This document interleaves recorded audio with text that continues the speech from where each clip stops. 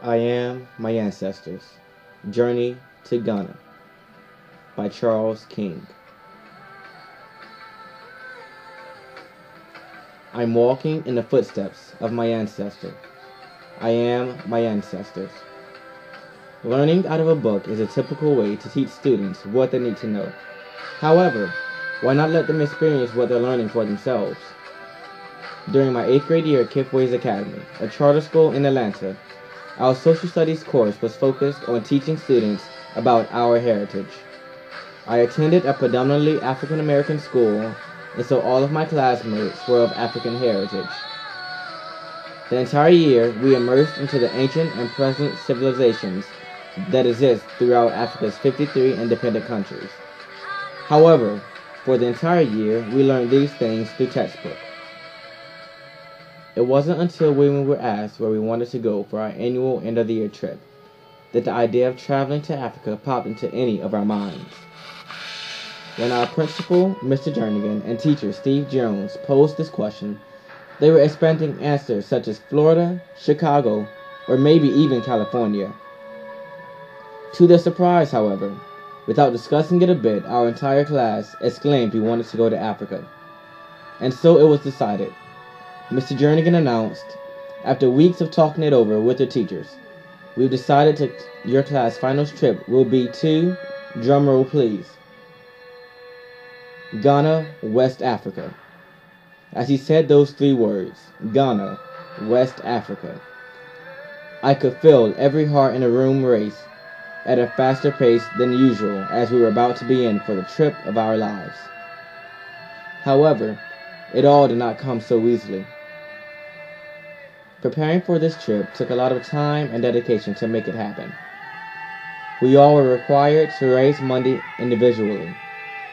I remember writing, signing, and handing out donation letters to all that I knew, probing for any monetary donation they could offer. My 32 classmates and I sold over $2,000 worth of candy for this cause, all determined to turn our dream into a reality. When we were giving, I wish I could, but I can't, or, I'm sorry, but I just don't have the money. To any other child, it has the possibility of hindering them, but to us, it only drove us even further. Our breakthrough point was, however, during our From Atlanta to Africa fundraising campaign that we held at the King Center in Atlanta.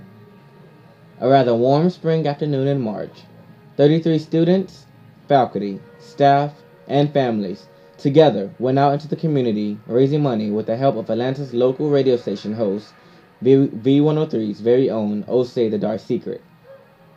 And in an instant, an unexpected, tall, eloquently dressed woman appears. As Osei is broadcasting, he motions our KIP family and friends to gather around the booth as he brings up none other than Miss Charlotte Presley Brown to the mic, and she began to speak.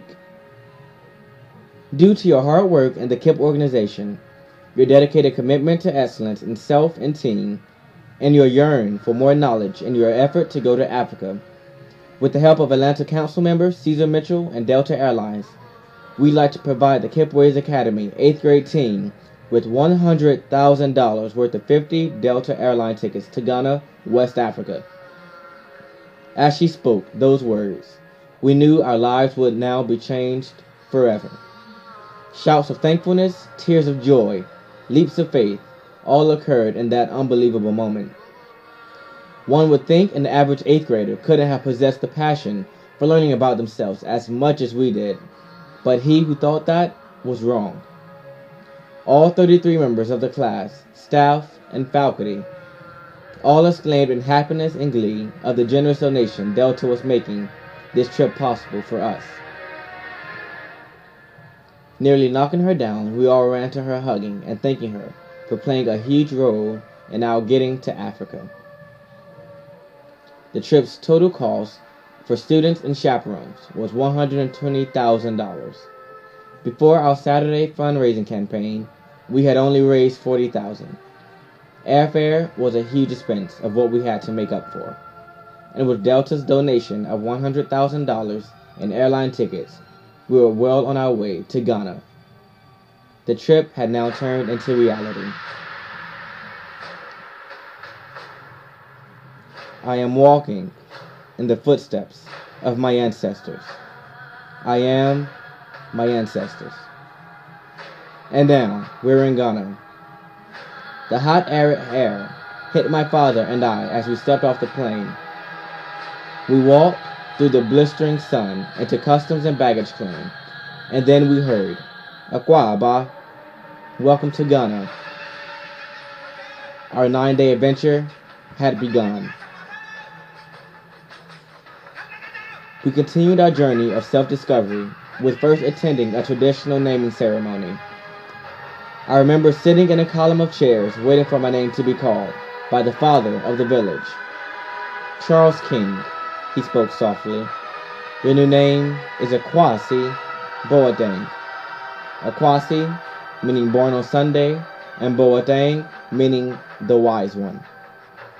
As I returned back to my seat, I remember on how till that point I had always been the individual most moved by song and speeches, and in that I possessed the desire and calling to inspire, motivate, and move others through words of experience and passion. The name was fitting. Spending a 9-day overseas trip with a class of 33 did nothing but bring us closer together. We had truly become a family. We best exemplified this family characteristic during the most emotional times of our journey in Africa. A memory that will remain ever so vividly in my life is that of our visit to the slave dungeon. Stepping off the bus, looking at the white brick castle, a hush fell over our entire group. We were now walking the land that our ancestors had so bravely endured and walking.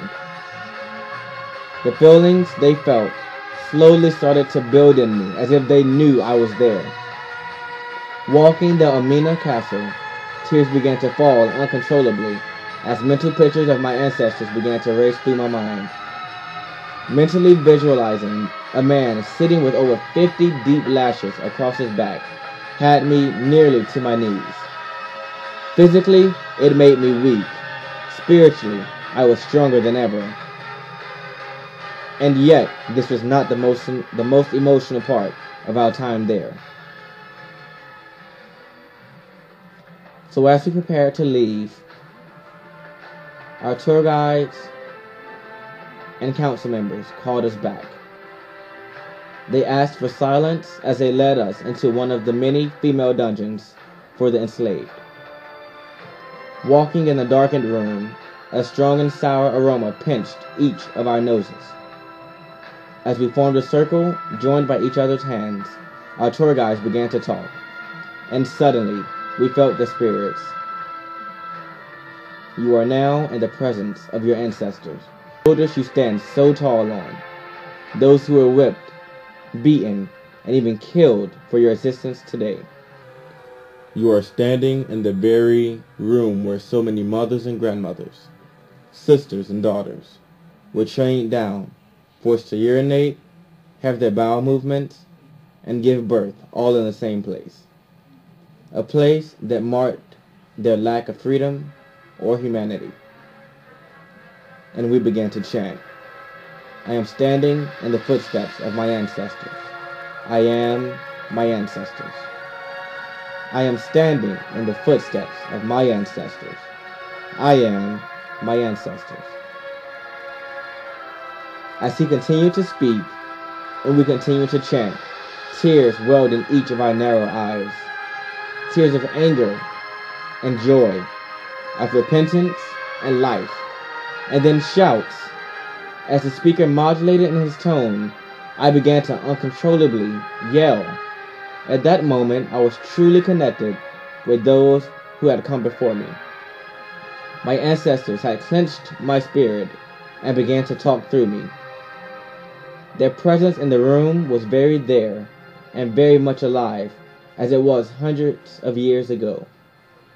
Howls and hollers from students, parents, chaperones, and others roared through the rock-solid walls that surrounded us. This marked the moment in our journey where we each truly understood the power our ancestors possessed and the power that was within us. Understanding the concept of knowing where you come from in order to know where you're going is very imperative in discovering who we are as a young people and future leaders in today's society.